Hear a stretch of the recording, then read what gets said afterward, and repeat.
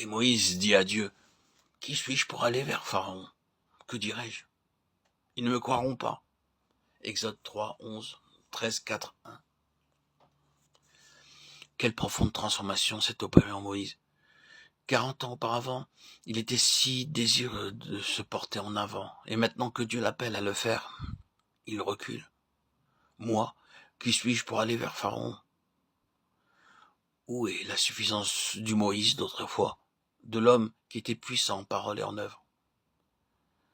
En bien des cœurs timides ont aussi résonné les paroles échangées entre Dieu et Moïse. Et d'abord, constatons que l'œuvre proposée est écrasante. S'en acquitter semble absolument impossible à l'instrument choisi. Dieu demandait ce qu'il ne pourrait jamais faire. Mieux valait se récuser immédiatement que de partir et d'échouer. Moïse savait quelle oppression pesait sur les Israélites. Il savait ce qu'était la tyrannie de Pharaon et ce que cela impliquait de l'avoir pour ennemi. Délivrer Israël. Cela semblait une impossibilité. Faire sortir le peuple d'Égypte, le conduire à un pays déjà habité par d'autres nations. Lui, l'homme sans ressources, sans influence, sans guerrier, sans collaborateur. Impossible. Mais Dieu peut accomplir les choses impossibles. Qu'importe la grandeur de ses plans, si c'est lui qui en a jeté les bases. Les difficultés peuvent bien être insurmontables, humainement parlant. Pour lui, elles sont inexistantes. Moïse ne s'aventure pas à mettre en doute que Dieu peut accomplir ce qu'il a décidé, mais il met en avant l'incapacité de l'instrument choisi. « Moi, aller vers Pharaon, s'écrie-t-il. Et Dieu lui répond, « Je serai avec toi. » Un ambassadeur du roi des rois est comme recouvert de l'autorité de son maître. Ce n'est pas avec ses capacités propres que Moïse ira de l'avant. Ce n'est pas non plus comme ancien prince royal de la maison d'Égypte. Il y a 40 ans qu'il a quitté la cour de Pharaon. Sa vie d'alors appartient à un lointain passé. Dans le messager qu'il choisit, Dieu ne recherche pas l'influence que celui-ci pourra exercer du fait d'une haute situation ou de puissantes relations.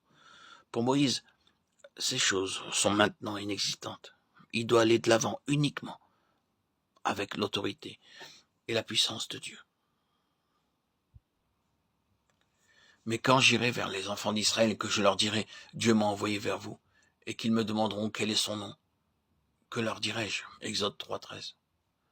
Le Seigneur est patient, avec quelle douceur il répond à cet homme qui veut se dérober, lui montrant que ses craintes ne sont pas fondées. Lui-même mettra ses paroles dans la bouche de Moïse.